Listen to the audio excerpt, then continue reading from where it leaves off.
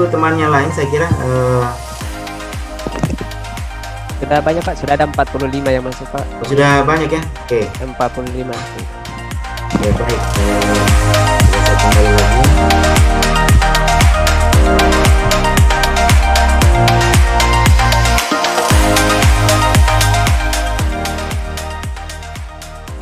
Kan sudah berakhir tadi, tapi saya tidak tahu kalau ternyata sempat keluar, jadi saya coba mau mengulang saja kembali. Terus deh. Jadi ibu sekalian, bisa kelihatan presentasi saya ibu? Iya Pak, kelihatan Pak. Bisa ya, baik.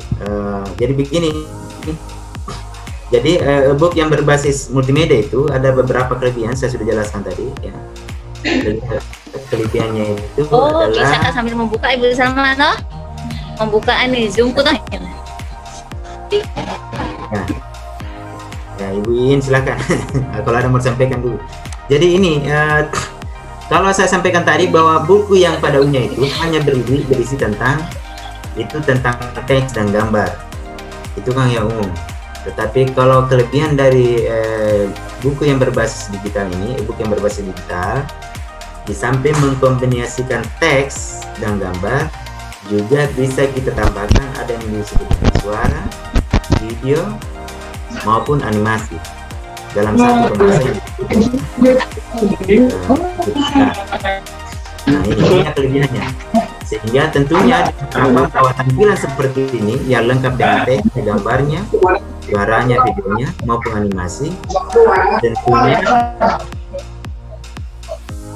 tentunya pelajaran yang kita harapkan, kesan yang diharapkan dari peserta didik itu lebih bersemangat lagi, karena pasti kan akan berbeda hanya melihat buku teks yang hanya dengan teks dan gambar saja. Tetapi kalau dengan buku digital ini bisa kita dengar suaranya, bisa kita dengar videonya, ada animasinya dan sebagainya. Nah itulah kelebihannya, sehingga seperti video-video pembelajaran yang lalu saja yang dilombakan itu bisa dimunculkan di bahan ajar digital ini, itu bisa gitu. Dan nanti juga kan saya kebetulan materi saya juga itu akan membahas tentang bagaimana sih membuat video pembelajaran ya, video pembelajaran itu saya akan berikan perangkat, itu juga bisa kita tarik di dalam buku digital ini. Nah itulah kelebihannya Bapak Ibu ya, sehingga saya tidak terlalu banyak lagi komentar bahwa aplikasi yang akan kita perkenalkan ini yaitu dengan menggunakan Canva, karena ada beberapa sebenarnya aplikasi yang bisa kita manfaatkan. Ada namanya Flip PDF Profesional, bisa juga Canva, tapi kali ini kita akan coba memperkenalkan tentang Canva itu.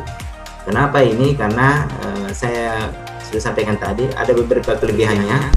Canva ini sudah tersedia, itu beberapa template, ada beberapa gambar juga yang tersedia, ada beberapa teks misalnya yang memang setiap saat kita tinggal menggantinya sesuai dengan kebutuhan kita. Itulah kelebihannya, sehingga kita tidak mulai dari awal lagi, mulai mendesain dari awal, bukan dari nol, tapi memang sudah ada disiapkan template yang saya kira cukup menarik. Kita tinggal mengganti beberapa bagian sesuai dengan kebutuhan kita. Nah inilah yang kita mau perkenalkan, dan saya tidak mau terlalu lama karena kalau PKM itu kan sifatnya bukan berteori, tapi bagaimana mengajarkan, men-share kepada teman-teman guru untuk bisa langsung mempraktikkan apa yang mesti kita harapkan untuk diaplikasikan di lembaganya masing-masing atau di sekolah. Jadi itu yang membuat kami, ya saya bilang oke lah, dalam masalah kalau begitu, selama masih bisa ditampung sama Zoom ya. Kita sangat berterima kasih nih sama Pak Oidin, difasilitasi dengan disiapkan link ini. Saya kira Bapak Ibu melalui Pak Oidin, kalau ada yang mau bertanya atau memberikan masukan silakan sebelum kita masuk ke sesi berikutnya untuk praktek. Itu ada Pak Nur Salam dan Pak Mujid. Ya, ada di chat ya, saya coba lihat. Ada yang raise hand Pak. Oh iya, oke. Silakan. Siapa dulu Pak? Pak Yudin siapa dulu nih? Pak Nur Salam dulu atau? Ya, saya bukan. Silakan Pak Nur Salam dulu Pak. Siap Pak, siap. Ini mohon yang share screen, mohon tidak share screen Bapak Ibu. Ya, Ya, silakan Pak. Terima kasih Pak Wajudin. Saya mau tanya hanya, ya, Assalamualaikum warahmatullahi wabarakatuh. Waalaikumsalam Pak. Terima kasih sama sudah beberapa kali ketemu ini, hanya tidak ketemu langsung. Saya hanya tanya, berapa persen apakah sudah pernah dilakukan, yang mana efektif antara buku paket dengan media yang mana yang meringankan beban siswa. Tadi ada buku paket tadi beban siswa.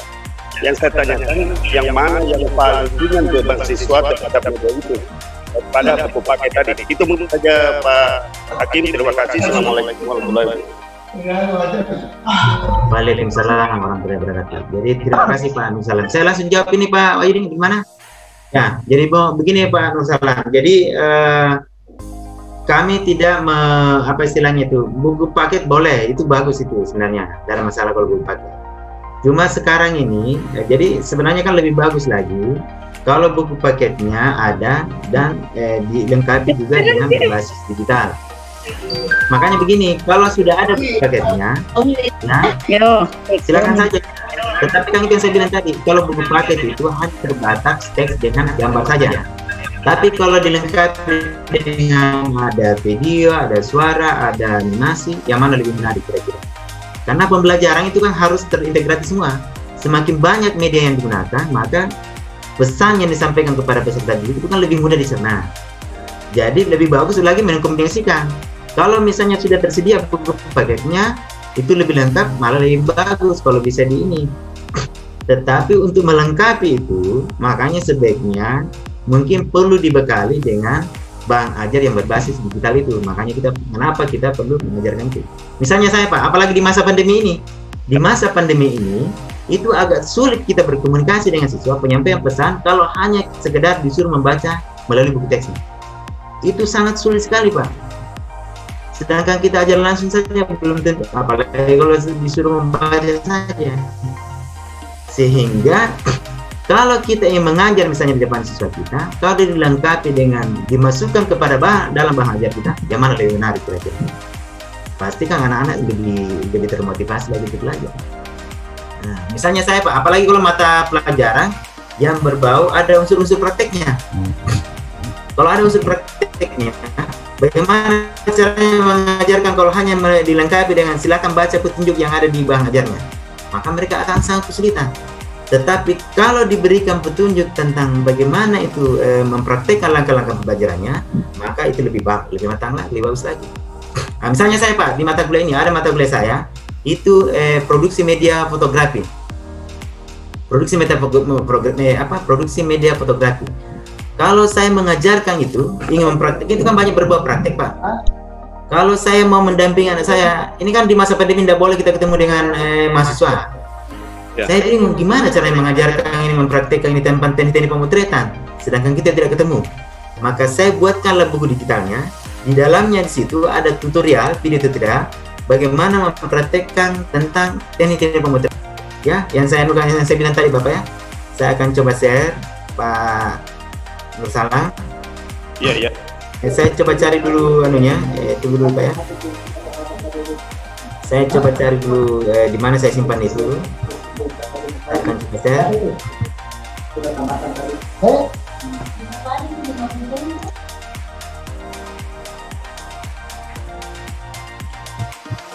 Saya coba akan share.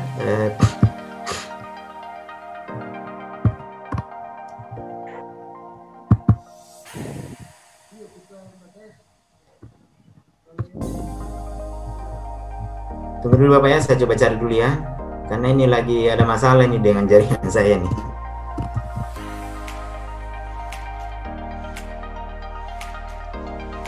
Bisa sambil dicari, saya bertanya Pak.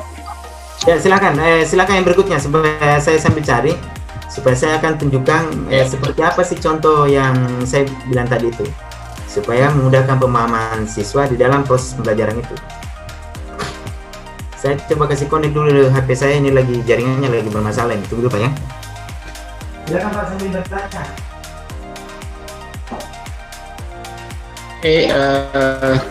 Assalamualaikum warahmatullahi wabarakatuh. Terima kasih atas kesempatan yang diberikan. Ya, silakan. Tadi Siapa? di presentasinya saya Pak Mujid, Pak. Ya, silakan Pak, silakan. Tadi Pak, waktu di awal-awal itu Bapak saya lihat share-nya Canva dengan Flip PDF profesional. Kalau tidak salah dua-duanya aplikasi itu adalah aplikasi yang sifatnya online. Ya, betul ya. Sifatnya berbayar dan ada trialnya. Ya, Saya biasa pakai Canva, tapi meskipun sebenarnya tidak terlalu sering karena saya pikir kelemahan dari yang trial itu biasanya watermarknya ada, Pak. Oh iya. Ada mereknya ketika dia sudah diproduksi begitu. Oh iya. Kemudian yang macam multimedia yang ebook itu, yang multimedia ebook itu, saya pernah membuat yang macam pakai sigil, Pak, aplikasi sigil. Kemudian ada juga Flip HTML. Nah, kalau misalnya kira-kira yang mungkin Pak bisa yang di share nanti itu yang tidak ada ininya, atau mungkin ada triknya supaya watermarknya itu. Bapak Ibu sekalian, bagaimana kalau tidak ada lagi pertanyaan?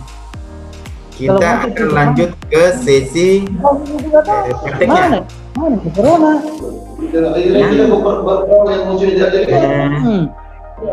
Mohon maaf Bapak Ibu, supaya ini kegiatan lebih efektif, mohonlah kiranya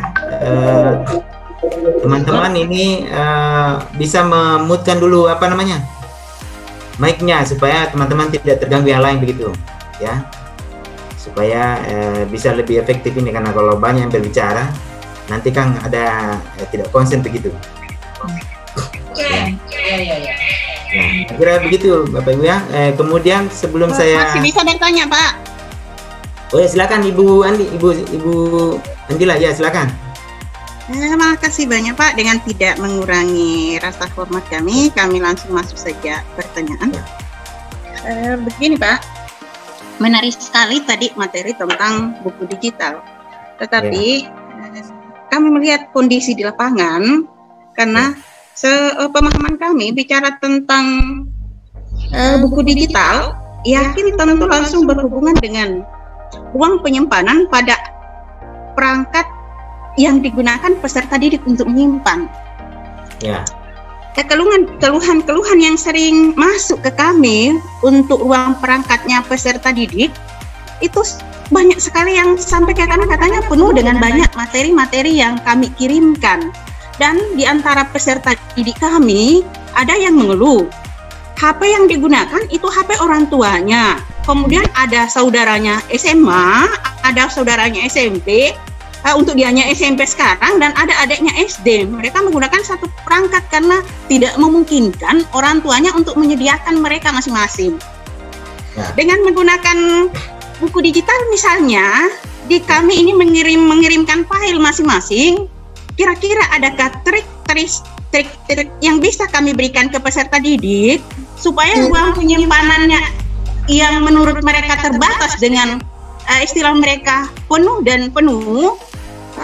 bagaimana caranya Pak supaya bisa minimalkan itu file yang kami kirimkan Pak? Makasih banyak. Wassalamualaikum warahmatullahi wabarakatuh. Ya, baik Ibu Andila ya dari ini. Jadi memang ini yang jadi salah satu persoalan juga, itu mengenai kapasitas dari ruang memori ya yang digunakan untuk penyimpanan. Jadi sebenarnya bahan digital ini kan bisa disimpan melalui laptop, bisa juga melalui HP. Ya. Jadi begini Bu, kalau memang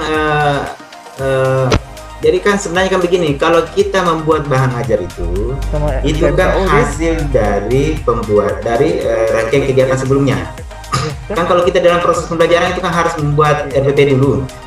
Ya, RPP. Setelah jadi RPP, itu kan mestinya kita harus pilih dulu. Kita ada pemetaan materi. Pemetaan materi. Kan tidak semua materi itu kan harus dibuatkan semua videonya. Tidak semua dibuatkan harus animasi. Tidak semua harus dibuatkan gambar dan sebagainya.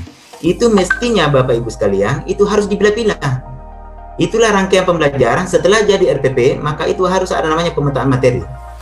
Di situ kita petakan yang mana yang cocok untuk diberikan PPT misalnya, yang mana yang cocok diberikan gambar, yang mana yang cocok diberikan animasi, yang mana diberikan video. Jadi serta-merta tidak plok begitu saja langsung dikasih begitu saja, tidak bisa.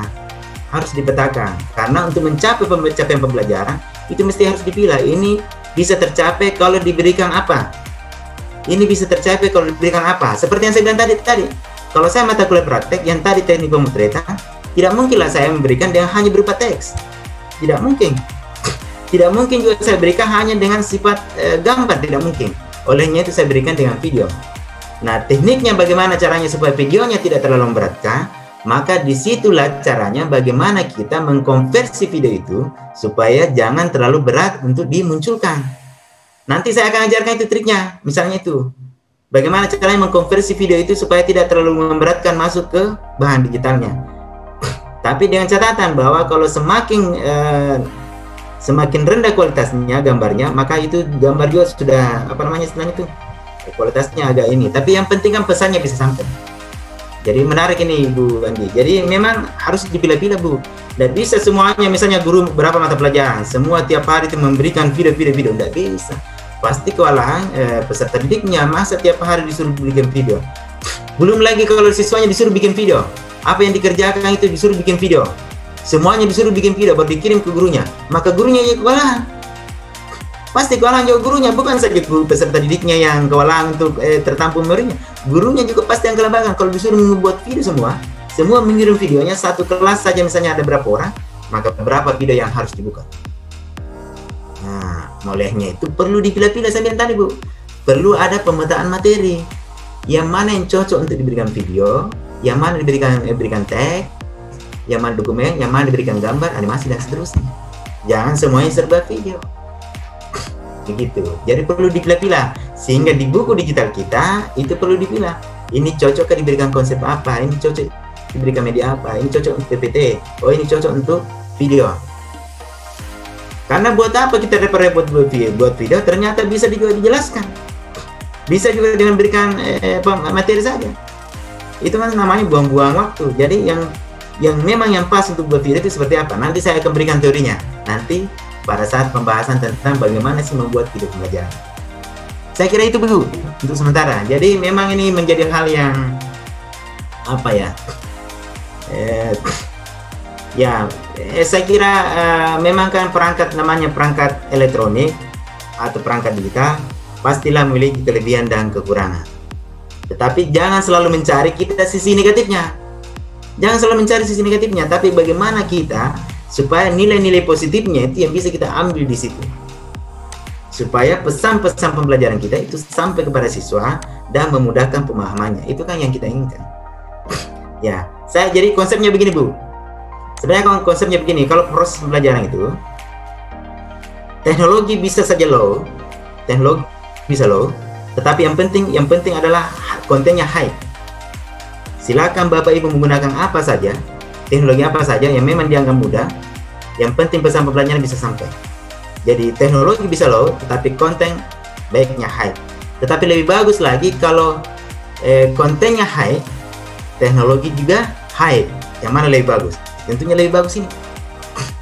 Jadi bisa memanfaatkan teknologi yang baik, konten-kontennya juga bisa dirancang dengan baik, sehingga itu lebih maksimal saya kira.